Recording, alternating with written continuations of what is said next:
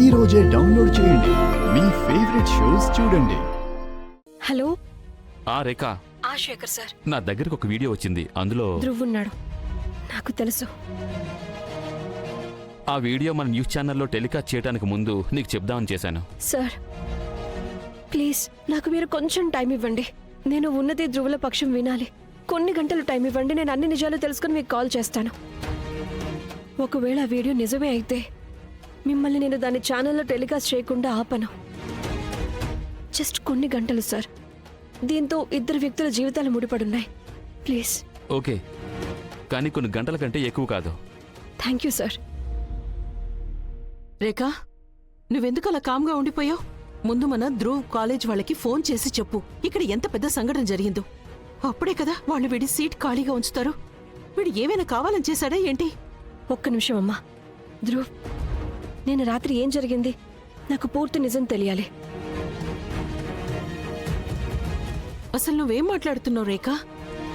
నీకు నీ తమ్ముడి గురించి తెలీదా ఏంటి? వీడు మనకేమైనా సంజయ్ చెప్పాల్సిన అవసరం ఉందంటావా? అవసరం ఉందమ్మా. ధ్రువ వీడియోలో ఉన్నాడు. నేను నా కళ్ళారా చూసాను ఆ వీడియోని. అక్క, నేను ఏ తప్పు చేయలేదు. నా ఫ్రెండ్స్ నన్ను డ్రింక్ చేయమని ఫోర్స్ చేశారు, కానీ నేను వాళ్ళతో వద్దని చెప్పేశాను. నేను తాగలేదు. కానీ బహుశా వాళ్ళు నా కూల్ డ్రింక్లో ఏదైనా కలిపేసి ఉంటారు. నాకు కేవలం ఒకటే తెలుసు, నేను మొత్తంలో ఉన్నా సరే ఎప్పుడు ఏ అమ్మాయితో కూడా తప్పుగా ప్రవర్తించలేనక్క. ధ్రువ్, ఆ అమ్మాయి నీ ఫ్రెండా? అక్క, కలిసి చదువుకున్నాం అంతే. మేమేం పెద్ద క్లోజ్ ఫ్రెండ్స్ కూడా కాదు. నేను ఎందుకు అలా చేస్తాను? నువ్వే చెప్పక్క. విన్నావా? ఇప్పుడు నమ్మకం కుదిరిందా? నాకు నమ్మకం ఉంది మమ్మీ ధ్రువ్ మీద. కానీ నేను ఒక్కదాన్ని నమ్మితే సరిపోదు కదా. నేను ధ్రువ్ చెప్పింది విన్నాను. ఇప్పుడు ఉన్నది ఏం చెప్తుందో తెలుసుకోవాలి. అందుకు నేను తనతో ఒకసారి మాట్లాడి తీరాలి. కానీ ఎందుకు రేఖా? ఎందుకమ్మా? ఆ అమ్మాయి వాళ్ళ అన్నయ్య ఒక్కసారైనా ప్రయత్నించాడా ధ్రువ్ తరపు తెలుసుకోవడానికి? అదే కాక అతను వీణ్ణి నేరస్తుడిగా ప్రకటించి శిక్ష కూడా విధించేశాడు. నేను ఒప్పుకుంటానమ్మా. నాకు కూడా వాళ్ళ అన్నయ్య మీద చాలా కోపం వచ్చింది. కానీ ప్రస్తుతానికి విక్టిమ్ మా అమ్మాయే కదా. అండ్ నేరస్తుడు మన ధ్రువ్. నేను ధ్రువ్ చెప్పింది విన్నాను కదా. ఉన్నతితో కూడా నేను మాట్లాడి తీరాలమ్మా. కానీ అమ్మా ప్లీజ్ ప్లీజ్.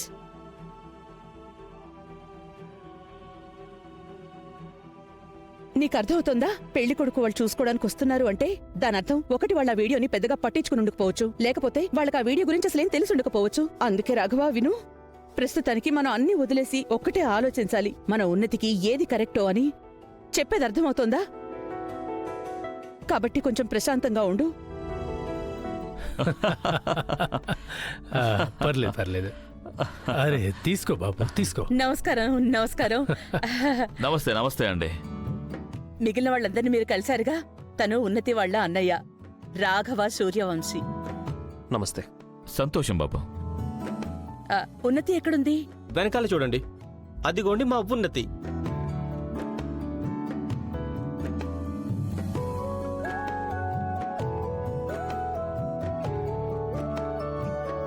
అందరికీ నమస్కారం పెట్టు.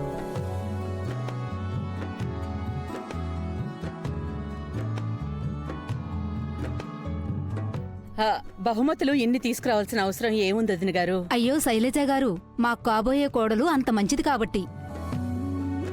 మరి శుభకార్యంలో ఆలస్యం చేయడం ఎందుకు? సరే అనండి, వచ్చి ఆలింగనం చేసుకోండి. తమ్ముడు గారు. అన్నయ్య గారు, మా వైపు నుంచి ఎప్పుడో ఎస్ చెప్పేశాం. చాలా మంచిది. ఇంకేముంది, ఉన్నతికి చీర పెట్టి కార్యక్రమం మొదలు పెడదాము. అలాగే తప్పకుండా రండి.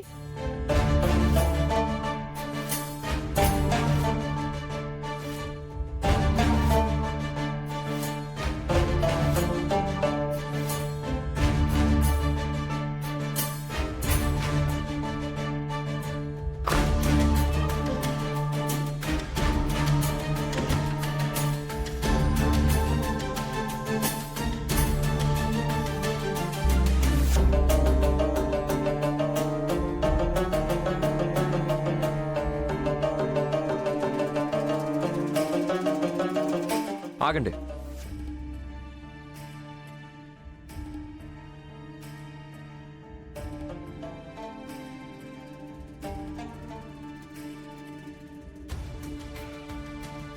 నా చెల్లికి మీ అబ్బాయికి నిశ్చితార్థం జరిగే ముందు నేను మీకు విషయం చెప్పాలి. ఆ, రాఘవ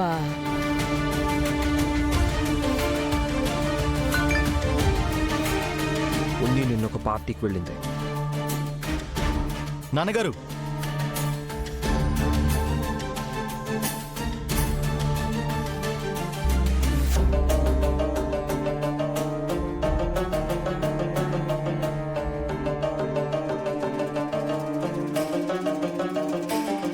ఇది చూడు.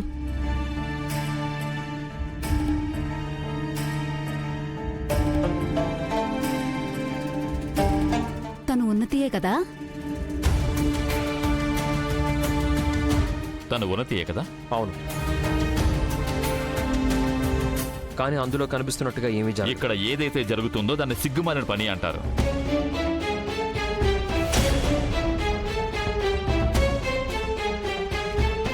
ముందు ఈ అమ్మాయి చేసింది, తర్వాత నువ్వు. మీరందరూ అసలు ఏమనుకుంటున్నారు? మమ్మల్ని మోసం చేసి మాతో సంబంధం కలుపుకోవచ్చనా? చూడండి, మీరు అనుకున్నట్టుగా అక్కడ ఏమీ జరగలేదు. ఎలా అనుకుంటున్నామో అలా ఏమీ కాదా?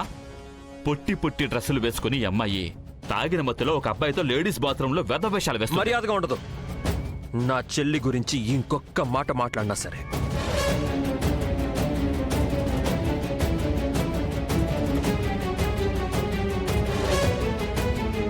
నాకు మీతో ఎలాంటి సంబంధం కలుపుకోవాలని లేదు. వెళ్ళిపోండి మా ఇంట్లోంచి. వెళ్ళిపోతున్నాం. అయ్యో వదిన గారు, మాకు కొంచెం అర్థమయ్యేలా చెప్పడానికి అవకాశం ఇవ్వండి. అర్థమయ్యేలా చేయాల్సింది మేమండి, అది కూడా ఈ సమాజానికి. ఈ సిటీలోనే కాదు, ఈ స్టేట్ లోని ఏ అబ్బాయి మీ అమ్మాయిని పెళ్లి చేసుకోవడానికి ముందుకు రాడు.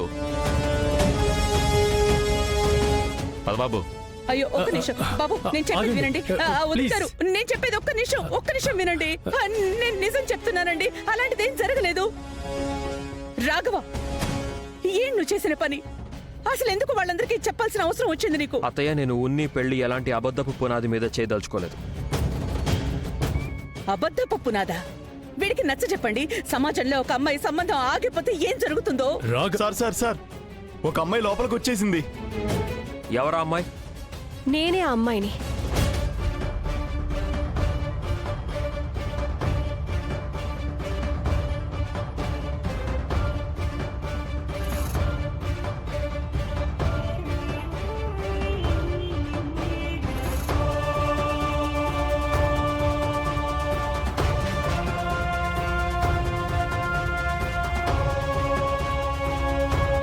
నేను ఉన్నతితో కాస్త మాట్లాడాలి.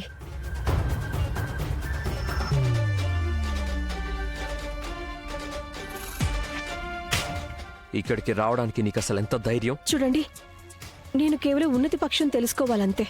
అప్పుడే పూర్తి నిజం తెలుస్తుంది.